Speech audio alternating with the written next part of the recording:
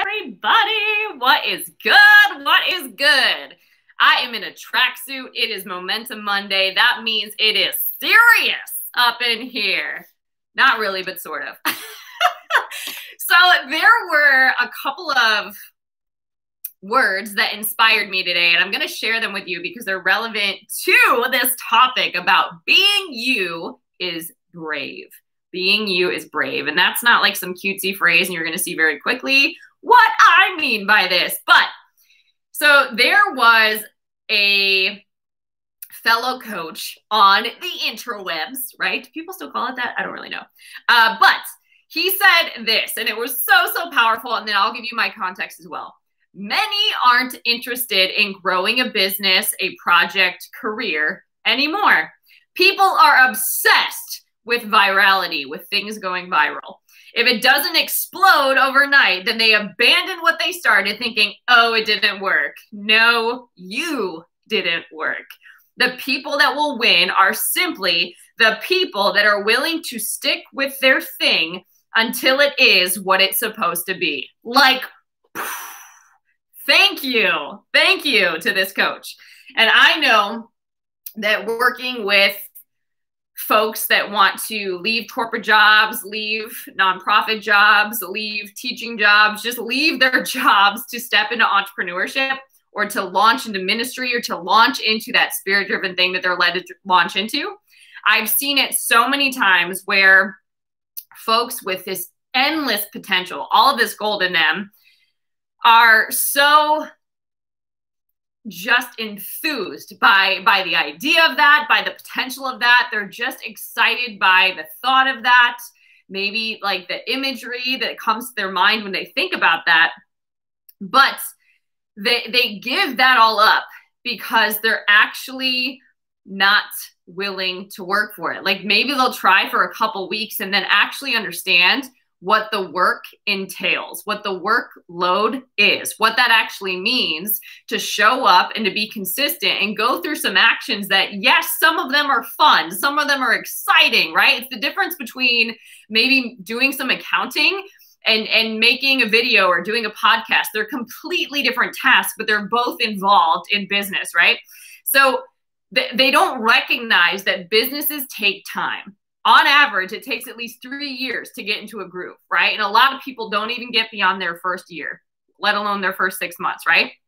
So it's one of those things that requires a ton of patience, and you've got to check your ego at the door, and you've got to trust that things are and will work out for you if you're just willing to put in the work and willing to just be consistent and willing to stay at it until it turns into what it's destined and designed to be, which means that you need to release this desire for instant gratification and just fall in love with the process, because the majority of building anything, whether it's a relationship, whether it's with yourself, whether it's other humans, whether it is a home, whether it is a business, whether it is a role, whether it is a career, whatever it happens to be, a project, a majority of that is process, right?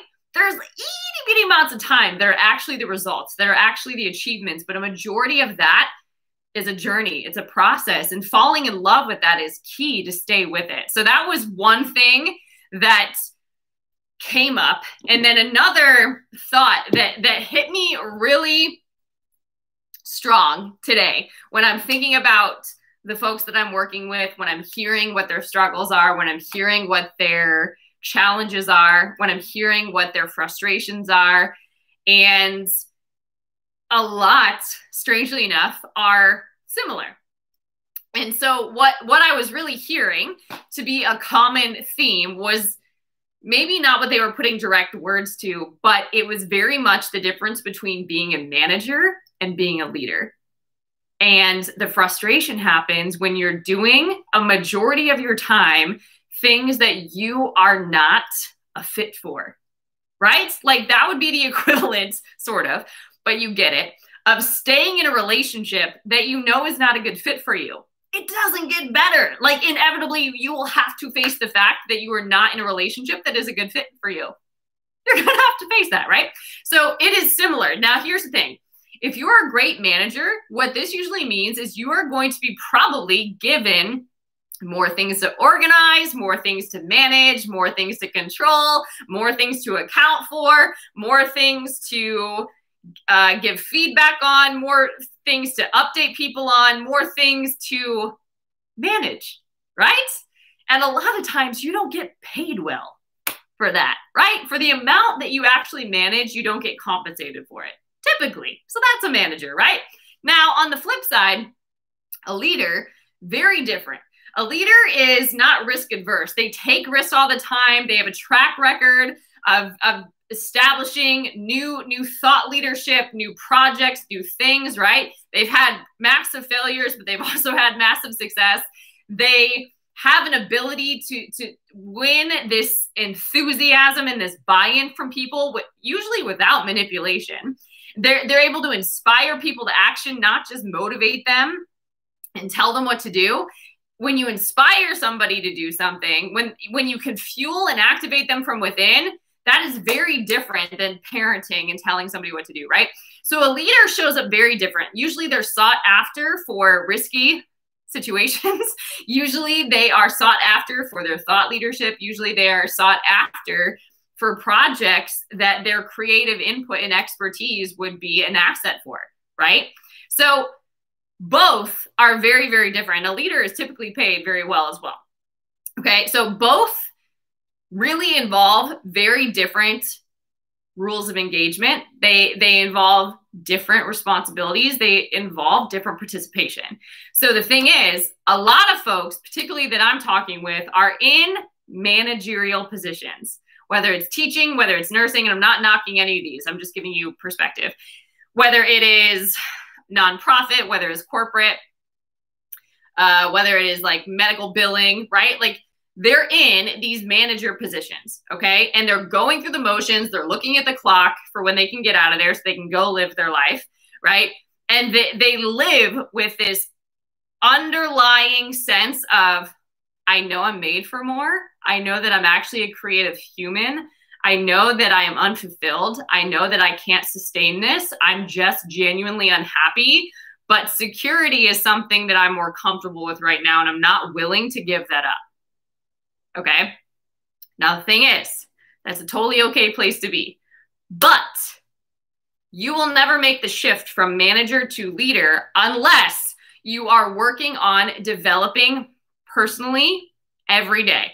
If you are working on self-mastery, if you are working on personal freedom, and if you are just leading yourself every day, you've got to be able to lead yourself before you can even expect to lead anybody else, because you cannot lead somebody where you have not gone before.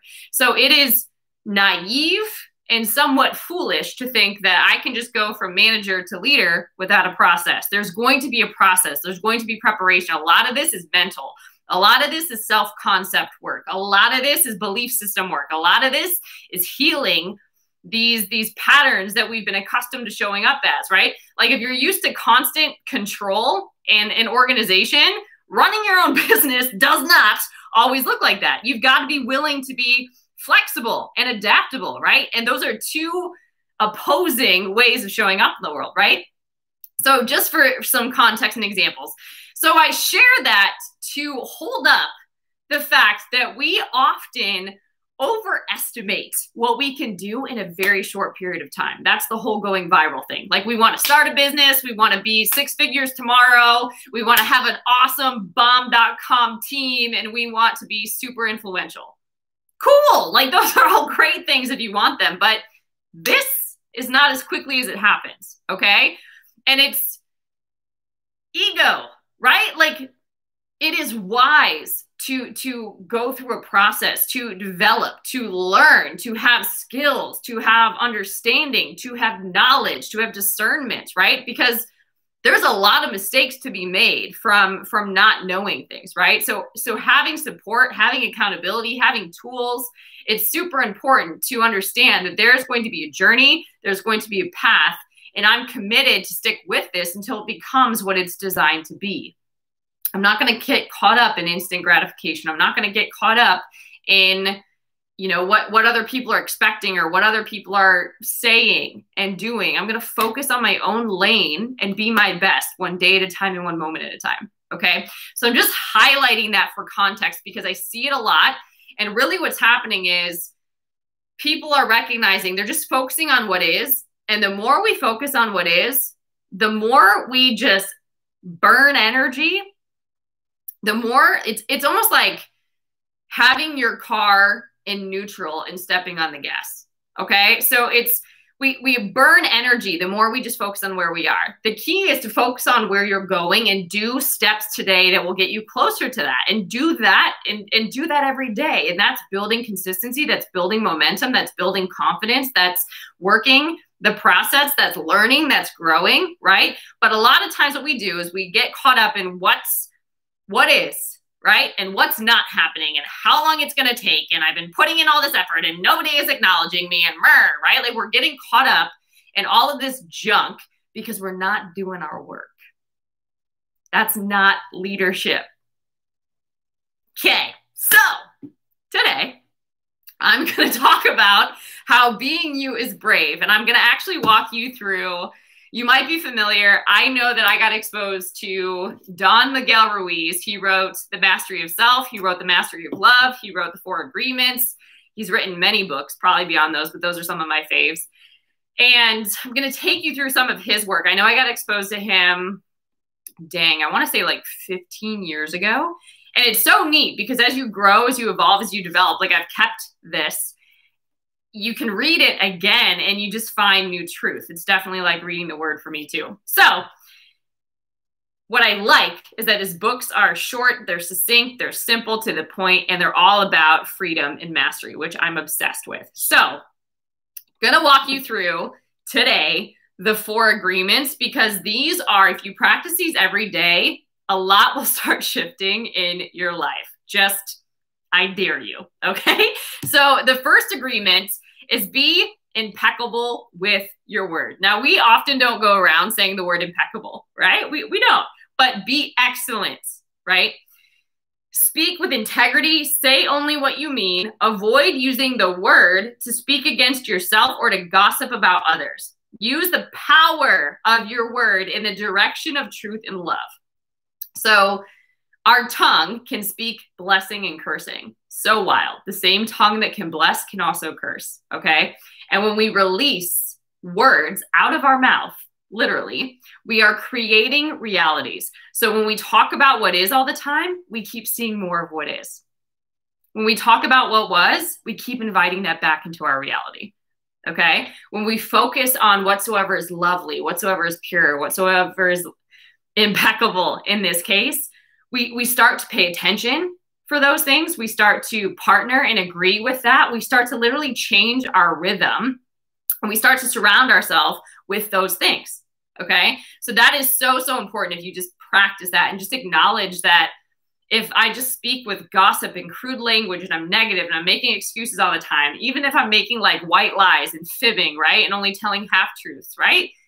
It's not being impeccable with your word. So hold yourself to a higher standard, because that's personal leadership, right? 2, this one is huge, dude. And if you just use these as just doing like a self detox, it will be wild what you find. So for example, you could just tally how you did every day. Just try it for 21 days even. Just try this. But this one, whew, okay. Don't take anything personally, right? Like huge. Don't take anything personally. What this means is that you are responsible for what's going on in your yard, okay? Your yard, not what's going on in your neighbor's yard, not what's going on across the street. What is going on in your yard? You are not here to monitor other people's emotions. You are not here to make sure that they feel good. You are not here to make sure that you don't trigger them. You are not here to manage what is going on in them. You are not that powerful. You cannot go into their bodies and make them feel some kind of way. You cannot control how they show up. You cannot control how they think. You cannot control another person, but you can control yourself, okay? Don't take anything personally. Nothing others do is because of you. Wow. What others say and do is a projection of their own reality, their own dream, whatever is going on in their own mind. When you are immune, meaning it doesn't affect you, you be you, I'm going to be me, okay? When you are immune to the opinions and actions of others, you won't be the victim of needless suffering, okay?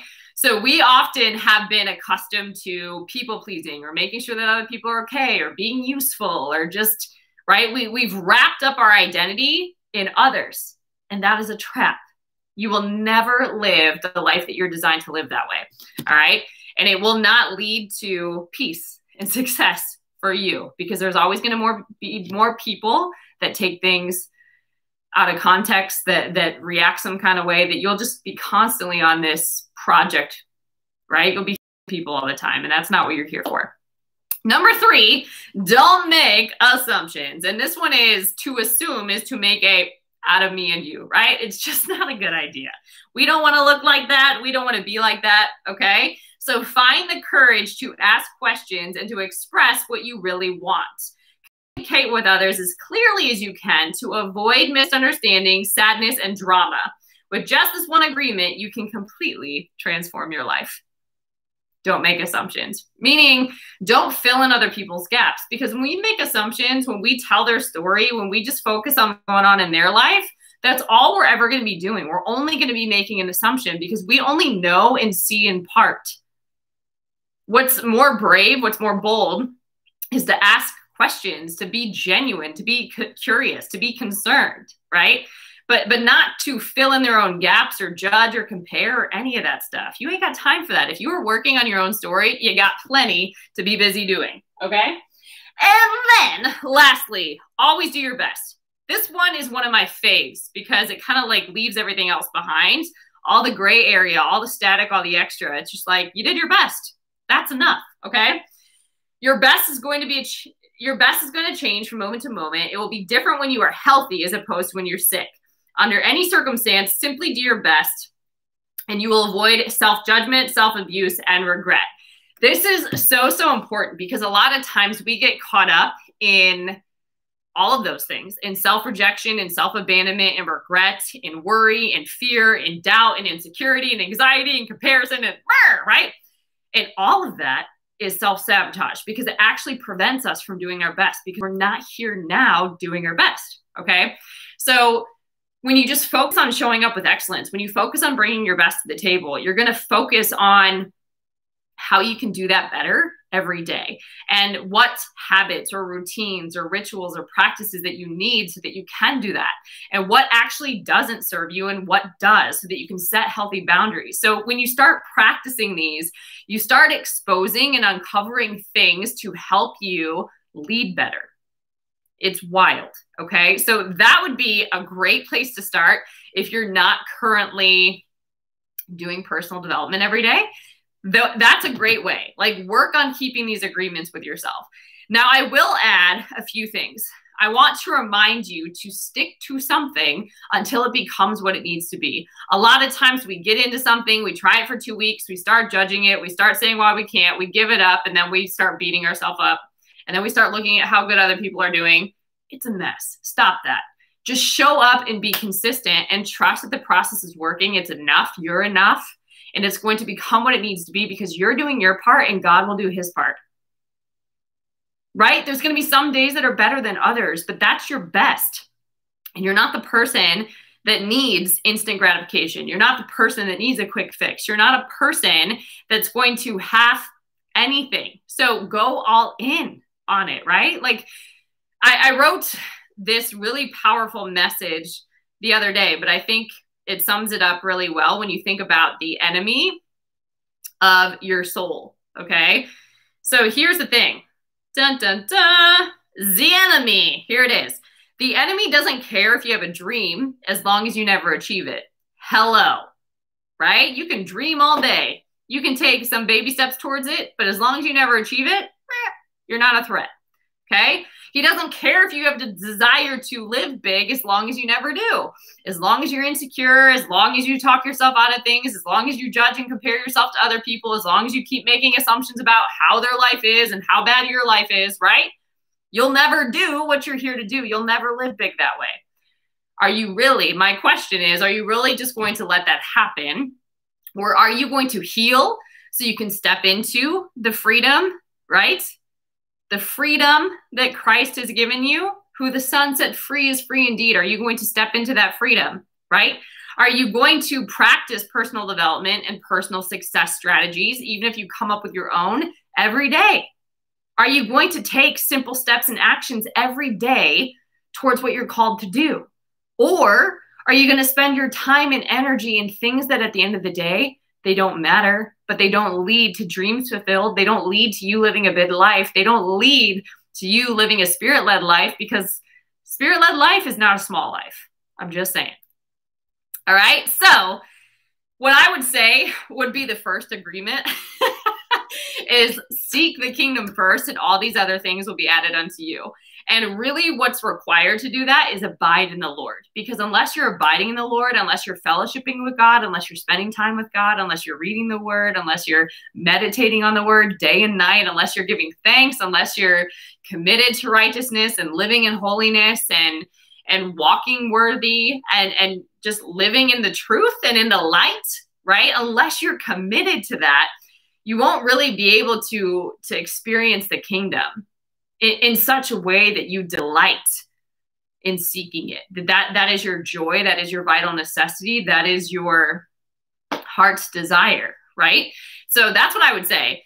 And then as you do that, you also start fine-tuning your spirit to hear and to receive the wisdom, the discernment, the voice of God, the Holy Spirit nudges, right? And then as you do that, you have good orderly direction in your life. You have guidance. And then as you take those steps, you start seeing the process unfold. You start seeing how you've been prepared. You start seeing how God is working all things for your good. You start seeing how you are being strengthened supernaturally and equipped for what you are here to do. For he who started a good work in you is faithful to complete it, right? But we're often not faithful. Okay, so this work is cleaning up our side of the fence, and it's recognizing that you're not here just to be a manager of affairs. Yes, steward well what you're given, but do that with joy. Do that with some vigor. Do that with some passion. Be grateful. Be thankful. Be on fire, right? The things that you have today, you were probably praying about before. Have you ever thought about that? And the life that you have now, other people are craving. They would love to switch places with you, right? But the key is to steward well what you've been given, to count your blessings, to be grateful, to ask and keep on asking, to knock and keep on knocking, to seek and keep on seeking. This journey can be completely different, especially if you're partnered with God. Huge, huge. All right, guys. So hopefully this message blessed you. This content is timely and relevant to you, and it's giving you some practical things that you can take away and apply now. And if you love messages like this, make sure that you subscribe if you haven't. I appreciate your support. You can also tune in to the Spirit-Filled Real Talk podcast with Juliana. I do new episodes every Saturday. So that's content that's backed with scripture, and it's really allowing practical wisdom to flow. Sometimes we need to just hear how the word applies to our life. And that can create hunger in us too, to really seek God and have a personal word, because all it takes is one word to shift everything. So you can do that. You can also visit julianapage.com. I have a self-mastery course over there. So if you really love and nerd out on this work like I do, and and you've been getting those like nudges to do this work, like this is your time, like you can't run from it anymore, go check that out. It's actually a lot of fun. I've created a lot of fun homework assignments that you can do at your leisure. It's designed to be 6 weeks. That might be more than it needs to be, but that also allows for folks that have full-time jobs currently, or moms, or juggling a lot of stuff. So check that out. And the other thing that I have coaching programs for anybody that is called to step into this leadership position of entrepreneurship, or if you're stepping into ministry or a project or a new spirit-led venture that you have so much excitement about, but you have no clue where to start. I have a spiritual CEO program where I'm working with a few individuals every month to help them in this process. So go check that out again over on julianapage.com. And until next time.